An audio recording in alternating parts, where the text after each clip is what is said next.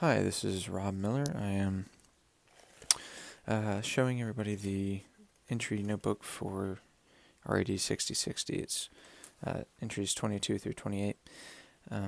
This first one here is notes on the listening and speaking module. I came up with some really good points from that module, especially including varieties of texts and poetries, narratives, informational texts. Even picture books can be very useful. Even for adolescents, you can find picture books that have older themes, and then you can use those to transport to larger texts. And you can even use ones that are easier for the students, but can apply to more complex ideas that they can then write about and speak about. You have to model the instructions and model the products that you want to see from students. So if you're not showing them how to do it, a lot of times they're not going to know how to do it. So it's really important for you to get up there and really show them how it's done properly, and let other students show. Once they have successfully completed things, let them model as well for their peers. Um, you need to support close reading, which is creating question matrices and highlighting story words, rearranging vocab words into poetry and things like that. Can be really fun activities for them to get down on the granular level with the texts that they're involved with. One point it said was talking about how, monitoring how many words you say in class, because ideally you want the students to be speaking and listening as much as possible. You want the students to be leading the small groups and the discussions, and you want to sort of nudge them in the correct directions, but you don't necessarily have to get up there and preach and preach and preach. It's more effective to say a few impactful words or statements and then see how they react and see what they discover on their own. So just be mindful of how much direct speaking you're doing to them. Of course, making the heart of discussions understanding the literary works, and don't let them stray too far off the topics as far as that goes. And then always include a writing component. This is something I believe in wholeheartedly, if only to have an accountability piece, but to support that aspect of language and literacy is to make them write about what they learn.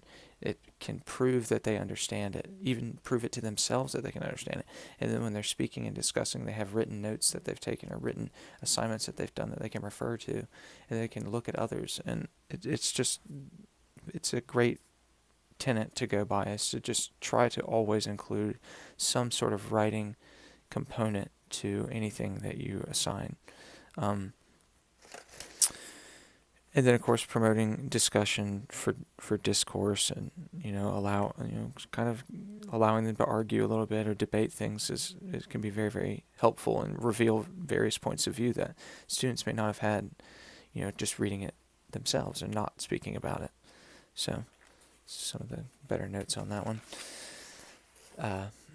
23 was to pick a book that has a central theme and come up with questions on it. So the one I chose was the American Dream theme. And the book I chose for that would be The Great Gatsby, which is sort of a high school level book, maybe 10th, 11th grade.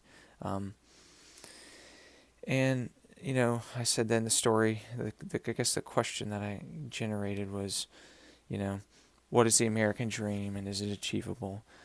How does the American dream change over time, or does it? And at what point should someone consider a dream lost, and what should you do if you find themselves in that position? And those are all things that relate directly to the book, because the book's central idea is that the American dream of desiring all these things, fortunes and fames and drama and all that, is ultimately an empty pursuit and can lead to devastating results and a crashed life and everything. So those are just kind of good questions for them to think about what they read that address the overarching themes. 24 was just an activity of listening and speaking. We needed to pick one that we enjoyed and kind of talk about it. I chose the story pyramids because it gets them reading and writing, and it's deceptively easy.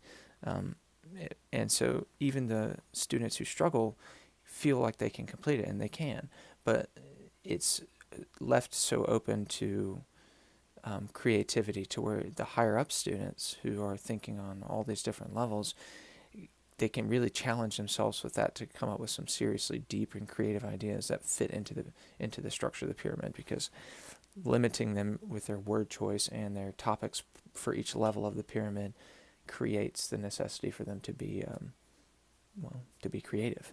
So I thought that was a nice little activity. 25 was the video that we weren't supposed to do. So 26, skipping ahead, to vocabulary 321, which was 3 things you learned, and then the 1 thing you want to implement. Let's see, I said English has 6 times more words than German and 4 times more than French, which I did not know that. Broad word knowledge increases power and proficiency and precision, and you must connect the new ideas with known ideas that they know. In order to get them to maximize vocabulary, you need to show them, give them context for words that they don't understand, and let them attach parts of things they do understand to this new vocabulary word you're teaching, and it's going to stick so much better than if you just tell them, this means that. Well, they might not even have any idea what that is. So you need to give them as much background info as you can to get it to stick. So then I said that you students need to create lists of their own words and find real-world uses to find and explain their importance. I thought that was a cool activity they could be doing, is sort of generating their own lists of words that they want to learn or that they find interesting. Having students work together to prepare sentences that draw from both of their word bases. So having 2 students who have different vocabularies work together to create sort of an ad-libbed sentence, I guess you'd say, where each student contributes words, can help both of them learn from each other about vocab words that they may not know. And then the question was, to what extent should vocabulary be focused, and what's more important, vocabulary or comprehension / word attack skills for striving readers? And those are just some general questions I sort of thought of, was how much, especially for readers who are struggling with many aspects of literacy, where does the vocabulary fit in? If you had a 30-minute session with them, exactly how much time should be spent on specific vocabulary instruction? I know the program I use at school says 3 to 4 minutes, which is for a 30-minute session, but I'm not sure if that's up to date. I've always just taken that for what it is, for face value, but then I couldn't really find anything in the article that gave me a hard answer to that, so I just was kind of wondering about it. So 27 was to create a Facebook page for your fictional character. I did Gandalf, so from Fellowship of the Ring, and made a couple little funny posts about him, gave a little intro story details and things. That was fun doing that. This would be a great activity for students in older grades. And you could probably work this down for students in lower grades to, maybe not make it Facebook themed, but you could have a similar activity, and I can see that being really entertaining. I certainly had a good time doing it.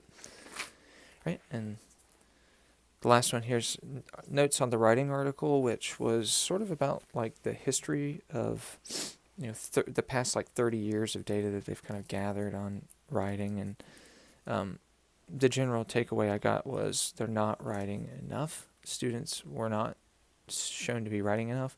Even the ones that were writing a lot were not writing enough extensive, long form writing, which is what you need to succeed in college.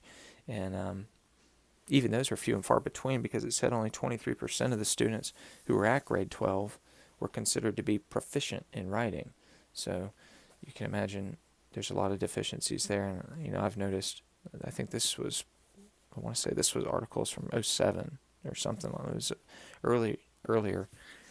And I've noticed a big increase in the importance of writing, especially after taking this course, and how a lot of these current research really are saying writing is so important. We need to start focusing more and more on it. And all the data that was presented in this article, did nothing to except support that theory and that way of thinking. The other thing I really liked about it was it talked about how important pre-writing and planning is for students, and how it lot of times students are given the pre-writing assignments and things, but they're just not done, or they're not used correctly, and the students aren't really benefiting from them. And that should be a focus in the classroom if you're trying to teach them how to write. So yeah, that's my reflections notebook for 6060. I hope that you liked it. I included the interviews. They were blank on my last turn-in. I included those as attachments on my literacy profile, and I also left my final thoughts about the class in my literacy profile. But in short, I enjoyed it, and it was a very eye-opening and informative learning experience for me. So thank you, and I will sign off now.